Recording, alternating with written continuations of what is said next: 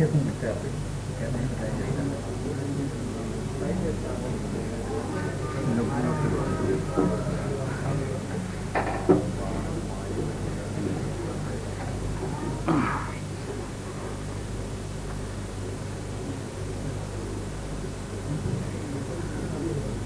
ഗുലാം അഹമ്മദ് ഖാദിയാനി പ്രവാചകത്വം വാദിച്ചത് ഏത് വർഷത്തിലാണ് എന്നാണ് ഞങ്ങൾക്ക് അതൊന്ന് ക്ലിയർ ആയി കിട്ടേണ്ടതുണ്ട്. മുഹമ്മദ് നബി സല്ലല്ലാഹു അലൈഹി വസല്ലമക്ക് ഇഖ്റ ബിസ്മി റബ്ബിക്കല്ലദീ ഖലഖ് എന്ന് പറയുന്ന സൂറത്ത് അപ്പോയിന്റ്മെന്റ് ഓർഡർ ആയിട്ട് കൊടുത്തു എന്നാണ് ഞങ്ങൾ നേരത്തെ പറഞ്ഞത്. ആ ദിവസമാണ് അദ്ദേഹത്തിന് നബിത്വ പദവി ലഭിക്കുന്നത്. മിർസ ഗുലാം അഹമ്മദ് ഖാദിയാനി നബിത്വവാദം ഉന്നയിച്ചത് എന്ന് തന്നെ പറയട്ടെ, ഏത് വർഷത്തിലാണ്? ഇതിനെ സംബന്ധിച്ച് വിശദീകരിച്ച ചർച്ച ഒന്നാമത്തെ സെഷനിൽ തന്നെ കഴിഞ്ഞിട്ടുണ്ട്. ഞാനത് ആവർത്തിക്കാം.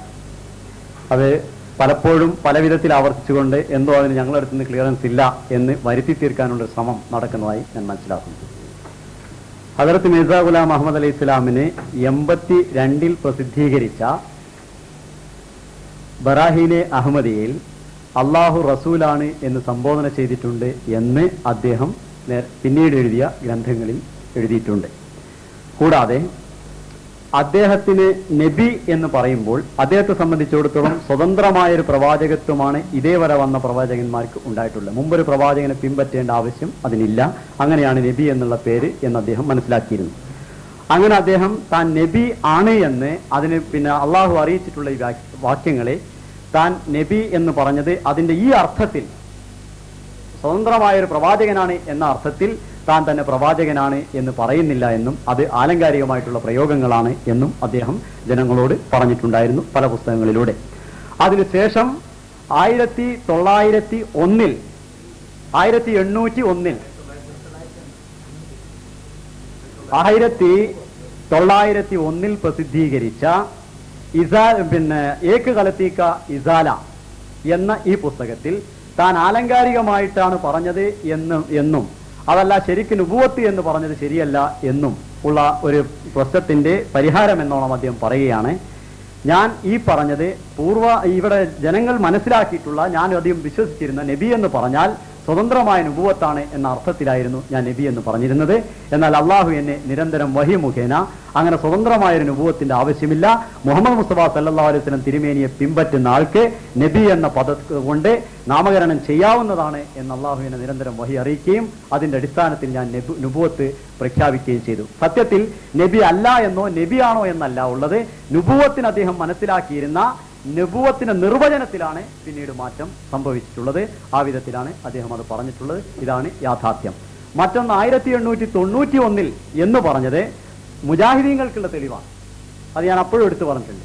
1891 പ്രസിദ്ധീകരിച്ച ഇസാലെ ഒഹാമിൽ അന്ന് അദ്ദേഹം പ്രസിദ്ധീകരിച്ച് മസീഹ് വാദം ഉന്നയിക്കുന്ന കാലഘട്ടത്തിൽ തന്നെ അദ്ദേഹം പ്രവാചകനാണെന്ന വാദമുണ്ട് എന്ന് ഉത്തരേന്ത്യൻ അഹ്ലെ ഹദീസ് പണ്ഡിതന്മാർ അക്കാലഘട്ടത്തിൽ പറഞ്ഞിട്ടുണ്ട് എന്ന് മുജാഹിദീങ്ങൾക്ക് തെളിവിന് വേണ്ടിയാണ് പറഞ്ഞത്. അപ്പൊ ഇനി ഒന്നുകൂടി കൊല്ലങ്ങൾ ആവർത്തിച്ച് പറയാം. 1882 പ്രസിദ്ധീകരിച്ച ബറാഹീനെ അഹമ്മദിയിൽ തനിക്ക് അള്ളാഹു റസൂൽ എന്ന സംബോധന ചെയ്തിട്ടുണ്ട് എന്ന് അദ്ദേഹം സമ്മതിക്കുന്നു. അതേസമയം ഇതിന് അദ്ദേഹം ആലങ്കാരികമായിട്ടാണ് എന്ന് മനസ്സിലാക്കുകയും നുബുവത്ത് സ്വതന്ത്ര നുബുവത്ത് മാത്രമേ ഉള്ളൂ എന്ന് മനസ്സിലാക്കുകയും ചെയ്തിരുന്നു. അതിനുശേഷം 1901 ഈ കാര്യം തിരുത്തുകയും അങ്ങനെ നുബുവത്ത് എന്ന കാര്യത്തിന് ഇത് വിഷയം ഇങ്ങനെ സ്വതന്ത്ര നുബുവത്തിന്റെ ആവശ്യമില്ല, മുഹമ്മദ് സല്ലല്ലാഹു അലൈഹി വസല്ലം ഉമ്മത്തിൽ നബി വരുന്നതിന് ഉമ്മത്തി നബിയെ നബിയാണ് എന്ന് പറയാമെന്ന് അദ്ദേഹം പറയുകയും ചെയ്തു. ഇത് മുഹമ്മദ് മുസ്തഫ സല്ലല്ലാഹു അലൈഹി വസല്ലം തിരുമേനിയുടെ ജീവിതത്തിലും ഈ വിധത്തിലുള്ള കാര്യങ്ങൾ കാണുന്നുണ്ട്. റസൂൽ സല്ലല്ലാഹു അലൈഹി വസല്ലം താങ്കൾ ഖൈറുൽ ബരിയ സൃഷ്ടികുലോത്തമനാണ് എന്നൊരിക്കൽ ഒരു സഹാബി പറഞ്ഞപ്പോൾ റസൂൽ സല്ലല്ലാഹു അലൈഹി വസല്ലം തിരുമേനി പറഞ്ഞു, ദാക്ക ഇബ്രാഹിം, അത് ഇബ്രാഹിമിന്റെ മഹിതസ്ഥാനമാണ് എന്ന്, താനല്ല. എന്നാൽ അതേസമയം റസൂലുള്ളാഹി സ്വല്ലല്ലാഹു അലൈഹി വസല്ലം അന സയ്യിദ് ഉൽദി ആദം, ഞാൻ മനുഷ്യ കുലോത്തമനാണ് എന്ന് പിന്നീട് പ്രഖ്യാപിച്ചിട്ടുണ്ട്. അതേപോലെ വലാ തുഫല്ലിലൂനി അലാ യൂനുസ് ബിൻ മത്ത, യൂനുസ് നബിയേക്കാൾ എന്നെ ശ്രേഷ്ഠനാണ് എന്ന് പറയരുത് എന്ന് റസൂലുള്ളാഹി പറഞ്ഞിട്ടുണ്ട്. വലാ തുഫല്ലിലൂനി അലാ മൂസ, മൂസാ നബിയേക്കാൾ ശ്രേഷ്ഠനാണ് എന്ന് ആരും പറയരുത് എന്ന് റസൂലുള്ളാഹി സ്വല്ലല്ലാഹു അലൈഹി വസല്ലം പറഞ്ഞിട്ടുണ്ട്. എന്നാൽ അതേ നബി സല്ലല്ലാഹു അലൈഹി വസല്ലം താൻ എല്ലാ പ്രവാചകന്മാരെക്കാളും ശ്രേഷ്ഠനാണ് എന്ന കാര്യവും പിന്നീട് വിവരിച്ചിട്ടുണ്ട്. അള്ളാഹു ഏത് വിധത്തിലാണോ അവരോട് പറയുന്നത് അതനുസരിച്ചാണ് പ്രവാചകന്മാർ പറയാറുള്ളത്.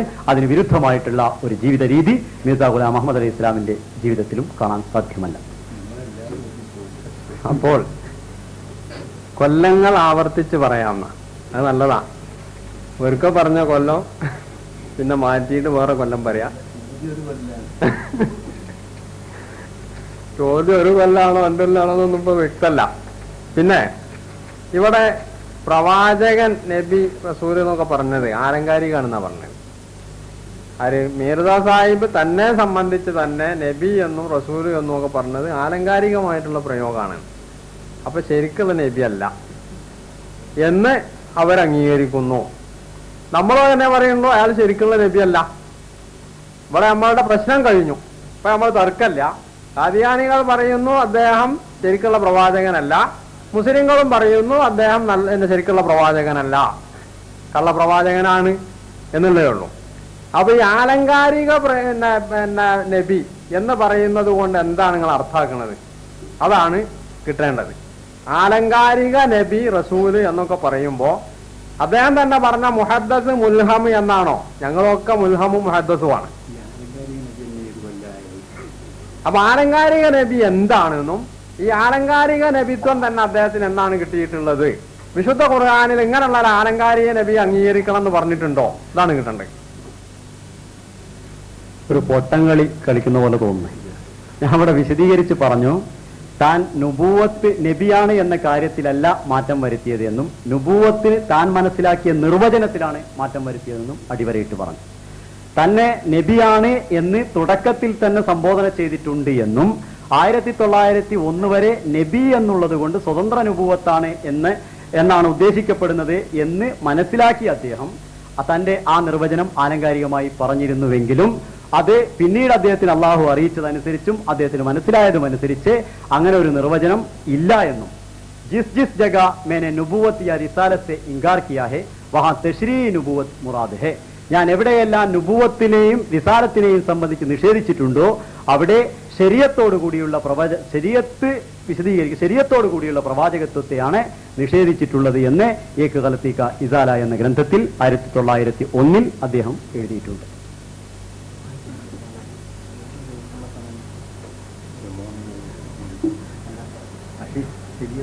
അപ്പൊ ശരീഅത്തില്ലാത്ത നുബൂവത്ത് കിട്ടിയെന്നല്ലോ, അത് ഏത് കൊല്ലാണ്?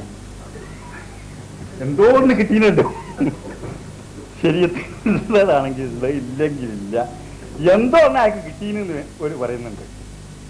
അത് ഡബ്ല്യു ആണെങ്കിൽ ഡബ്ല്യു ഇന്ന ആയിക്കൊള്ളണമെന്നില്ല. ആ സാധനം ഏത് കൊല്ലാ കിട്ടിയത് അതൊന്ന് വ്യക്തമാക്കണം. കാരണം കൊല്ലറിയാൻ നിവൃത്തിയില്ല. ഒരു കൊല്ലം കുറിഞ്ഞാൽ മതി. അത് ഏക്ക് ഗലത്തീക ഇസാലയിൽ 41, ഗലത്തില്ലാത്ത ഇസാലയിൽ 22 എന്ന് പറയണ്ട. ആൾക്ക് നുബുവത്ത് ഏതെങ്കിലും രീതിയിലുള്ള കിട്ടിയിട്ടുണ്ടെങ്കിൽ ആ കൊല്ലം ഏത്? ക്രിസ്താബ്ദം എന്ന വർഷം. അപ്പൊ 908 മരിച്ചതെന്ന് ക്ലിപ്തം അത് ഞങ്ങളും അറിയാം, അവർക്കും അറിയാം, അത് സംശയമല്ല. പക്ഷെ നുബുവത്ത് കിട്ടിയ ഏത് കൊല്ലാണ് എന്ന് വ്യക്തമാക്കാൻ അവർക്കുള്ള പ്രയാസം നിങ്ങൾക്ക് തിരിയില്ല, ഞങ്ങൾക്ക് തിരിയും. കാരണം ആ ഡേറ്റ് പറഞ്ഞാൽ അതിന്റെ തലേ കൊല്ലം അയാള് നുബുവത്ത് പിറ്റത്തെ കൊല്ലം നിഷേധിച്ച് കാണും. പിന്നെ ആ ഡേറ്റ് പറഞ്ഞാൽ അതിന്റെ പിറ്റത്തെ കൊല്ലം നിഷേധിച്ച് കാണും. അവസാനം അയാൾക്ക് നുബുവത്ത് കിട്ടലും മരിക്കലും ഒപ്പാണ്ടി വരും. അല്ല ഞാൻ ബുദ്ധിമുട്ടുണ്ടാവും. അപ്പൊ ഈ കളി എന്താണ്? ഈ കളി ഞങ്ങളെ ചോദ്യം മുഴുവൻ അവർ വെറുതെ വേസ്റ്റാക്കി കളയാം. കാരണം ഏത് വർഷമാണ് അയാൾക്ക് നുബുവത്ത് കിട്ടിയത്? നുബുവത്ത് ഒന്നുകിൽ അവർക്ക് പറയാനുള്ള അയാൾക്ക് നുബുവത്ത് കിട്ടിയെന്ന് ഞങ്ങൾക്ക് വാദമല്ലല്ലോ. ഫിനിഷ് അതെ, അതല്ലെങ്കിൽ നുബുവത്ത് കിട്ടിയിട്ടുണ്ട്, അത് ഇന്ന കൊല്ലാണ്. ഇതാണ് ഞങ്ങൾ പ്രതീക്ഷിക്കുന്നത്. അത് കിട്ടുന്നവരെ ഉള്ള ചോദ്യം അത് തന്നെ ആയിരിക്കും. ശങ്കരം പിന്നെയും തെങ്ങിൽ തന്നെ. ഇവിടെ വളരെ വിശദീകരിച്ച് പറഞ്ഞു. നുബുവത്ത് അദ്ദേഹത്തിന് അള്ളാഹു അറിയിച്ചത് 1882 അന്ന് അദ്ദേഹം മനസ്സിലാക്കിയത് അതിന് ഹക്കീക്കി നുബുവത്ത്, അതായത് യഥാർത്ഥത്തിലുള്ള നുബുവത്ത് എന്ന് പറഞ്ഞാൽ സ്വതന്ത്രമായ നുബുവത്താണ് എന്നാണെന്നും അതുകൊണ്ട് അദ്ദേഹം അതിനെ വ്യാഖ്യാനിച്ചു. നുബുവത്ത് എന്ന് അദ്ദേഹത്തിന് അറിയിച്ചതിനെ അദ്ദേഹം വ്യാഖ്യാനിച്ചുവെന്നും അതിനുശേഷം 1901 അത് വ്യാഖ്യാനിച്ചത് എന്റെ സ്വന്തം നിർവചനമാണ്. യഥാർത്ഥത്തിൽ അള്ളാഹു എന്നെ തുടക്കം മുതലേ നബിയായിട്ട് തന്നെയാണ് പറഞ്ഞിട്ടുള്ളത് എന്നും ഞാൻ ഏതെല്ലാം നുബുവത്തിനെ നിഷേധിച്ചിട്ടുണ്ടോ ആ നുബുവത്ത് തെശ്രീഈ നുബുവത്ത്, ശരീഅത്തോടു കൂടിയുള്ള നുബുവത്തിനെയാണ് എന്ന് വിശദീകരണം നൽകി. വളരെ വിശദീകരിച്ച് വളരെ വ്യക്തമായിട്ട് പറഞ്ഞാണ്. ഇനിയും അവര് തന്നെ ചോദിക്കും, കാരണം അവരതിലാണല്ലോ വന്നിട്ടുള്ളത്. ഇടയ്ക്ക് ഇതന്നെ ചോദിക്കാൻ, കാക്ക കറുത്തതാണ് വെളുത്തതാണ് എന്നുള്ളതിന് സംവാദം നടത്തിയപ്പോൾ നീ എങ്ങനെയാ വെളുത്തതെന്ന് ചോദിച്ചു. ഞാൻ സമ്മതിക്കൂല, അതന്നെ വെളുത്താണെന്ന് പറഞ്ഞാൽ അവൻ കറുത്തതാണ്, ഞാൻ സമ്മതിക്കൂല. ആ അർത്ഥത്തിലാണ് ഈ ചോദ്യം വരുന്നത്. ഞാനിവിടെ വിശദീകരിക്കുന്നു. ശരിക്ക് 82 അദ്ദേഹത്തെ റസൂൽ എന്ന് പറഞ്ഞിട്ടുണ്ട് എന്ന് അദ്ദേഹം തന്നെ സമ്മതിക്കുന്നു. അതിനുശേഷം ആ റസൂൽ എന്ന് പറഞ്ഞത്, നബി എന്ന് പറഞ്ഞത് നുബുവത്ത് സ്വതന്ത്രമായ നുബുവത്താണ് എന്ന് അങ്ങനെ ആളുകൾക്കേ പറയാൻ പാടുള്ളൂ എന്ന് അദ്ദേഹം ധരിച്ചത് കൊണ്ട് അതിന് അദ്ദേഹം വ്യാഖ്യാനിച്ചിട്ടുണ്ട്. പക്ഷെ ആ വ്യാഖ്യാനം ശരിയല്ല എന്നും, മറിച്ച് അല്ലാത്ത മുഹമ്മദ് നബിയുടെ ഉമ്മത്തിൽ പ്രവാചകന് ഉമ്മത്തി നബിയായിട്ട് വരാമെന്നും സ്വതന്ത്ര നുബുവത്തിന്റെ ആവശ്യമില്ല നബി എന്ന് പറയാനുള്ളതെന്നും 1901 അദ്ദേഹം വിശദീകരിച്ചെഴുതി.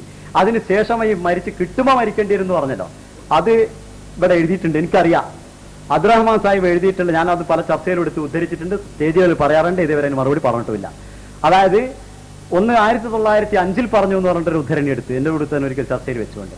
അപ്പൊ അത് പറഞ്ഞ എന്താണ്, ഞാൻ പഴയതോ പുതിയതോ ആയ ഒരു നബിയും വരികയില്ല എന്ന, പഴയ ശരീഅത്തിൽ നബി വരാമെന്നാണ് മുഹീദ്ദീൻ ഇബ്നു അറബി പറയുന്നത്. എന്നാൽ പഴയതോ പുതിയതോ ആയ ഒരു നബിയും വരികയില്ല എന്നാണ് എന്റെ പക്ഷം എന്ന് മിർസാ സാഹിബ് പറഞ്ഞു എന്ന് മൽഫൂദാത്തിന്റെ 5-ാം വാളിൽ പറഞ്ഞു എന്ന് ഇബ്രാഹിം സാഹിബ് എഴുതിയിട്ടുണ്ട്. എന്നാൽ അതിനുശേഷം മഗർ ഹദ്റത്ത് സല്ലല്ലാഹു അലൈഹി വസല്ലം കി നികാസെ ജോ നുബുവത്തെ വോ ജായിസ്, എന്നാൽ നബി സല്ലല്ലാഹു അലൈഹി വസല്ലമയുടെ പ്രതിബിംബമായി വരുന്ന നുബുവത്ത് അനുവദനീയമാണ് എന്ന് കൂടി എഴുതിയിട്ടുണ്ട്. ഒരു അടിക്കുറിപ്പിന്റെ ഒരു വാരം കൂടി, ബാക്കി ഒരു സെന്റൻസിന്റെ ബാക്കി കൂടിയാണ്. അതാണ് കട്ട് ചെയ്തിട്ട് ബാക്കി എഴുതി. അങ്ങനെ മരിച്ചപ്പോൾ കിട്ടുമ്പോൾ തന്നെ പറയാൻ വേണ്ടി കുറെ സാധനങ്ങൾ ഉണ്ടാവും. പക്ഷെ എന്ത് പറഞ്ഞാലും ജിസ് ജഗ മേനെ നുബുവത്ത് യാ റിസാലത്തെ ഇൻകാർ കിയാ ഹേ വഹാ തശ്രീഈ നുബുവത്ത് മുറാദ് ഹേ, എവിടെയെല്ലാം ഞാൻ നുബുവത്തിനെയും റിസാലത്തിനെയും നിഷേധിച്ചിട്ടുണ്ടോ അവിടെ ശരീഅത്തോടു കൂടിയുള്ള റിസാലത്തും നുബുവത്തുമാണ് എന്ന് ഖണ്ഡിതമായി ഇതിന് തീരുമാനം ഹദ്റത്ത് മിർസാ ഗുലാം മുഹമ്മദ് അലൈഹിസ്സലാം തന്റെ ഏക് ഗൽത്തി കാ ഇസാല എന്ന ഗ്രന്ഥത്തിൽ 1901 വ്യക്തമാക്കിയിട്ടുണ്ട്.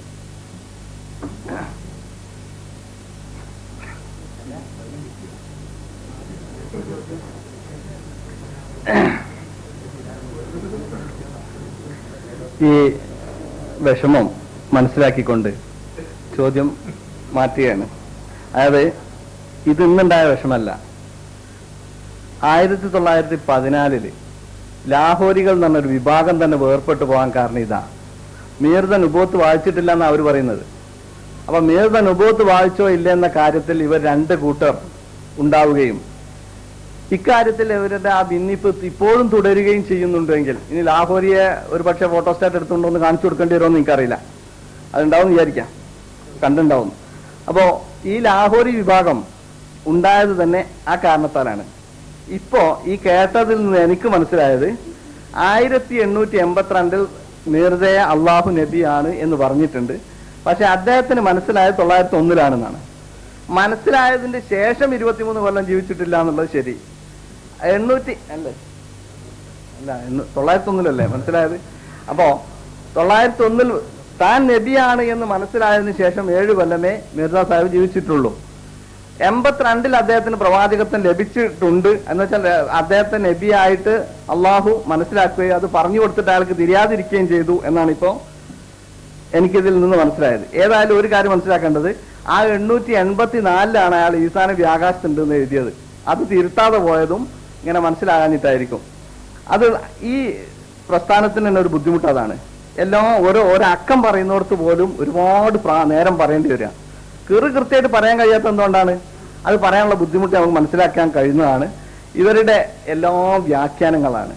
ഒരു പ്രകടമായിട്ടുള്ള ഒരു കാര്യം പോലും അത് വ്യാഖ്യാനിച്ചുകൊണ്ട് മാത്രമേ, അതായത് ഈ മലയാളത്തിൽ അതായത് എന്നുള്ള ഒരു വാക്കുണ്ടായിട്ടാണ് ഇവർ കഴിച്ചിലായി പോകുന്നത്. ഏതായാലും ചോദ്യം മാറ്റി പറയുന്നത്, ഈ കാദ്യാനി ആകാതെ തന്നെ ഒരാൾക്ക് സ്വർഗത്ത് പോകാമെന്ന് പറഞ്ഞിട്ടുണ്ടല്ലോ, ഇവിടെ ഞാൻ നേരത്തെ പറഞ്ഞു.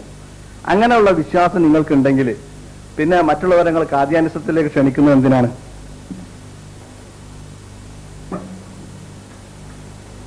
ചോദ്യം അവസാനം ചോദിക്കാൻ വേണ്ടി ആദ്യം വേറെ കുറെ ചോദ്യം ഇല്ലാത്ത നിലയിൽ ഒരു വിശദീകരണം പറഞ്ഞിട്ടാണ് ചോദിക്കുന്നത്. അപ്പൊ അത് ഈ ചോദ്യത്തെ അടിസ്ഥാനപ്പെടുത്തി ഒരു ചോദ്യം ചോദിക്കാൻ വേണ്ടിയിട്ട് ചില വിശദീകരണങ്ങൾ പറയുക എന്നുള്ളത് ശരിയാണ്. പക്ഷെ അതിൽ ചോദ്യമൊന്നുമില്ല. അത് പിന്നെ ഞാൻ പറഞ്ഞതിന് മറുപടിയാണ് പറഞ്ഞത്. പക്ഷേ അത് എനിക്ക് ചോദ്യത്തിന് മറുപടി പറയുമ്പോൾ എനിക്ക് സ്വാഭാവികമായിട്ടും അതിൻ്റെ അവകാശമുള്ളതുകൊണ്ട്, മറുപടി പറയാനുള്ള അവകാശമുള്ളതുകൊണ്ട് ഞാൻ ആ മറുപടി പറയാൻ ഉദ്ദേശിക്കുന്നു. ലാഹോരികൾക്ക് അങ്ങനെ ഒരു വാദമുണ്ട് എന്നുള്ളത് ശരി തന്നെയാണ്. ലാഹോരികൾക്ക് അങ്ങനെ നുബുവത്ത് എന്നുള്ള പറഞ്ഞിട്ടില്ല, നുബുവത്ത് വാദം ഇല്ല എന്ന് പറഞ്ഞവർ തെറ്റിപ്പോയിട്ടുണ്ട്. അതുകൊണ്ട് അതിന് ഫോട്ടോസ്റ്റാറ്റ് ഒന്നും കാണിക്കണ്ട. എനിക്ക് ശരിക്കുള്ള പുസ്തകം ലാഹോരികൾ എഴുതിയ പുസ്തകം തന്നെ ഉണ്ട്. ഇത് അബ്ദുറഹ്മാൻ സാഹിനും പരിചയമുണ്ട്. ഇതിന്റെ 2 പേജ് ഞാൻ കീറിയെടുത്ത് അബ്ദുറഹ്മാൻ സാഹിനോട് ഒരു ദിവസം ചർച്ച ചെയ്യാൻ വേണ്ടി പോകാൻ വേണ്ടിയാണ്. അതിന്റെ 60, 62, 63, 61 പേജുകൾ അതേ പ്രകാരം തന്നെ അവർ ഈ ലാനബിയബാദിക്ക് നബി ഇല്ല എന്നുള്ളതിന് പറഞ്ഞ് മീത സാഹിന്റെ ഉദ്ധരണികൾ എഴുതിയത് അതേ പ്രകാരം തന്നെ ഒരു മാറ്റം വരുത്താതെ അബ്ദുറഹ്മാൻ സാഹിബ് തന്റെ പുസ്തകത്തിൽ തർജ്ജമ ചെയ്തിട്ടുണ്ട്. അവിടെയാണ് ഞാൻ നേരത്തെ പറഞ്ഞ കത്രി പ്രയോഗം പ്രയോഗിച്ചിട്ടുള്ളത്. അവരും പ്രയോഗിച്ചിട്ടുണ്ട്, ഇവരും പ്രയോഗിച്ചിട്ടുണ്ട്. അപ്പൊ അതിന് എനിക്ക് ഫോട്ടോസ്റ്റാറ്റിന്റെ ആവശ്യമൊന്നുമില്ല. അവിടെ സ്ഥാനം തന്നെ കയ്യിലുണ്ട്. എനിക്കറിയാം നിങ്ങൾ ആ വാദം കൊണ്ടാണ് വരികയെന്ന്. അതുകൊണ്ടാണ് ഈ വാദത്തിന് ആ ഓരോ ഉസ്താദിനെ അടുത്തുകൊണ്ട് വന്നിട്ടുള്ളത്. ഇനിയുള്ള പ്രശ്നം, ചോദ്യം അവസാനമായിട്ട് ചോദിച്ചത്, എന്നോട് ചോദ്യം പറഞ്ഞു തരും. മോക്ഷം, പിന്നെ നജാത്ത് അഥവാ മോക്ഷം ഹദ്റത്ത് മിർസാ ഗുലാം മുഹമ്മദ് അലൈഹി സ്വലാമിനെ വിശ്വസിച്ചാലും ഇല്ലെങ്കിലും കിട്ടുമോ എന്ന് അത് സംബന്ധിച്ച് എനിക്ക് പറയാനുള്ള വിശദീകരണം. ഹദ്റത്ത് മസീഹ് അലൈഹി സ്വലാത്തു വസ്സലാമിനെ വിശ്വസിച്ചു എന്ന കാരണത്താൽ ഒരിക്കലും മോക്ഷം കിട്ടുകയില്ല. മോക്ഷം എന്നുള്ളത് അള്ളാഹുവിന്റെ കയ്യിലുള്ളതാണ്. മസീഹ് അലൈഹി സ്വലാത്തു വസ്സലാമിനെ വിശ്വസിക്കുകയും അതനുസരിച്ച് പ്രവർത്തിക്കുകയും ചെയ്ത ഒരാൾക്ക് മോക്ഷം നൽകുകയോ നൽകാതിരിക്കുകയോ ചെയ്യുവാനുള്ള അവകാശം അള്ളാഹുവിനുണ്ട്. ഈ അർത്ഥത്തിൽ ഒരഹമ്മദിക്ക് മോക്ഷം ലഭിക്കുമെന്ന് അള്ളാഹുവിന് കൊടുക്കുന്ന ആ മോക്ഷത്തെ സംബന്ധിച്ച് നമുക്ക് പറയാൻ നിവൃത്തിയില്ല. ഇന്നല്ലദീന ആമനു വല്ലദീന ഹാദു വന്നസാറ വസാബീന മൻ ആമന ബില്ലാഹി വൽ യൗമിൽ ആഖിരി ഫലഹും അജ്റുഹും ഇൻദ റബ്ബിഹിം വലാ ഖൗഫുൻ അലൈഹിം വലാ ഹും യഹ്സനൂൻ. വിശ്വസിച്ചവരും യഹൂദികളും സാബികളും അവർക്ക് ഒന്നിനെ സംബന്ധിച്ചും യാതൊരു വിധത്തിലുള്ള ഭയവും ഇല്ല. അവർക്ക് മോക്ഷമുണ്ട് എന്ന് വിശുദ്ധ ഖുർആനിൽ മനസ്സിലാവുന്നു. അത് ഏതൊരു അർത്ഥത്തിലാണോ ഉപയോഗിച്ചിട്ടുള്ളത്, അതിന്റെ അർത്ഥം ആമനു എന്ന് പറഞ്ഞത് ഏതൊരു അർത്ഥത്തിലാണോ ആ അർത്ഥത്തിൽ അഹമ്മദിയ ജമാഅത്തിനെ വിശ്വസിക്കുന്ന കാര്യത്തിലും ഈ അർത്ഥത്തിൽ തന്നെയാണ് ഞങ്ങൾ അത് എടുക്കുന്നത്. അഹമ്മദിയ ജമാഅത്തിൽ വിശ്വസിക്കാത്ത ഒരാളെ ഹുജ്ജത്ത് പൂർത്തിയാകാതെ അയാൾക്ക് ആ കാര്യം കിട്ടാത്ത നിലയിൽ അയാൾ എവിടെയെങ്കിലും വെച്ച് മരിച്ചു പോവുകയോ അയാൾക്ക് ഈ കാര്യം ന്യായപൂർത്തീകരണം നടക്കാതിരിക്കുകയോ ചെയ്ത ഒരാളെ ഏതെങ്കിലും വെച്ച് ആളെ സ്വർഗത്തിലേക്ക് പറഞ്ഞയക്കില്ല, അയാളെ നരകത്തിലേക്ക് വിടുള്ളൂ എന്ന് അള്ളാഹുവിന്റെ കാര്യം എടുത്തിവിടെ സ്വർഗവും നരകവും തിരിച്ചു കൊടുക്കാൻ ഞങ്ങളിവിടെ വയൽ നടത്തുമ്പോൾ സ്വർഗത്തിന്റെ നടുക്കത്തെ മുറി അലോട്ട് ചെയ്യുന്ന മുസ്ലിയാക്കന്മാരെ ഞാൻ കണ്ടിട്ടുണ്ട്. ആ വിധത്തിലുള്ള പരിപാടി ഞങ്ങൾക്കില്ല. മോക്ഷം അള്ളാഹുവിന്റെ കയ്യിലാണ്. അത് അഹമ്മദിയായി ജീവിക്കുന്ന ഒരാൾക്ക് മോക്ഷം കിട്ടും. അതിനുള്ള മാർഗങ്ങളുണ്ട് എന്ന കണക്കിലാണ് ഞങ്ങൾ അഹമ്മദികളായി ജീവിക്കുന്നത്. അഹമ്മദിയത്തിനെ മനഃപൂർവ്വം നിഷേധിച്ചുകൊണ്ട് ഒരാൾ ജീവിക്കുന്നുവെങ്കിൽ അതിനെ ഒരിക്കലും അത് വിശ്വസിക്കേണ്ടതില്ല എന്ന് മനഃപൂർവ്വം നിഷേധിച്ചുകൊണ്ട് ആ തെളിവുകളെ വിശുദ്ധ ഖുർആന്റെ തെളിവുകളെ നിഷേധിക്കുന്നുവെങ്കിൽ ആ വിശുദ്ധ ഖുർആന്റെ തെളിവുകളെ നിഷേധിക്കുന്നത് കൊണ്ടും അദ്ദേഹത്തിന്റെ നിഷേധം കൊണ്ടും അദ്ദേഹത്തിന് മോക്ഷം കിട്ടുമെന്ന് നേർക്ക് നേരെ നമുക്ക് വിശ്വസിക്കാൻ നിവൃത്തിയില്ല. അള്ളാഹു എന്താ ചെയ്യാന്നുള്ളത് അള്ളാഹുവിനെ അറിയുന്നു.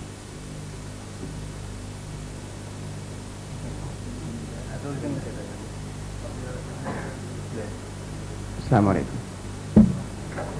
സഹോദരന്മാരെ, നിങ്ങളുടെ ഈ ചർച്ചാ പരിപാടി ഇവിടെ സമാപിക്കുകയാണ്. അൽഹംദുലില്ലാ, വളരെ സുപ്രധാനമായി പല വിഷയങ്ങളും ഇവിടെ ചർച്ച ചെയ്യപ്പെട്ടു കഴിഞ്ഞു. ആ ചർച്ചാ വിഷയത്തിൽ സത്യം വേർതിരിച്ചറിയാനും സത്യമാർഗം പിന്തുടരുവാനുമുള്ള തീരുമാനമെടുക്കേണ്ടത് ഓരോരുത്തരുമാണ്. കേരളത്തിലെ മുജാഹിദ് പ്രസ്ഥാനത്തിന്റെ ആധികാരിക നേതൃത്വമൊന്നുമല്ല, കേന്ദ്ര നേതൃത്വമൊന്നുമല്ല ഈ പരിപാടി സംഘടിപ്പിച്ചത്. ഇവിടെ ബാനറിൽ പറയുന്നത് പോലെ മാങ്കാവിലുള്ള ഒരു ISM യൂണിറ്റ് മാത്രമാണ്. ആ യൂണിറ്റിലെ പ്രവർത്തകന്മാർ ഇത്തരം ഒരു വലിയ സംരംഭത്തിന് നേതൃത്വ പങ്കാളികളായതിൽ അവർക്ക് അനൽപമായ സന്തോഷമുണ്ട്. അതോടൊപ്പം അള്ളാഹുവിന്റെ ദീനിനെ കുറിച്ച് യഥോചിതം മനസ്സിലാക്കുവാൻ എല്ലാവർക്കും സാധിച്ചുവെന്ന ഒരു പ്രതീക്ഷയും പ്രത്യാശയുമുണ്ട്. നമുക്ക് ആത്മാർത്ഥമായി ഈ പരിപാടിയിൽ അള്ളാഹു സുബ്ഹാനഹു വ തആലയോട് പ്രാർത്ഥിക്കാം. ഇഹ്ദിനസ് സിറാത്തൽ മുസ്തഖീം, ഇഹ്ദിനസ് സിറാത്തൽ മുസ്തഖീം, ഇഹ്ദിനസ് സിറാത്തൽ മുസ്തഖീം. ربنا لا تزغ قلوبنا بعد إذ هديتنا وهب لنا من لدنك رحمة إنك أنت الوهاب. وآخر دعوانا الحمد لله رب العالمين. السلام عليكم ورحمة الله. ഈ ചർച്ചാ പരിപാടി ഇവിടെ അവസാനിച്ചതായി അറിയിച്ചു. ഒരു മിനിറ്റ്.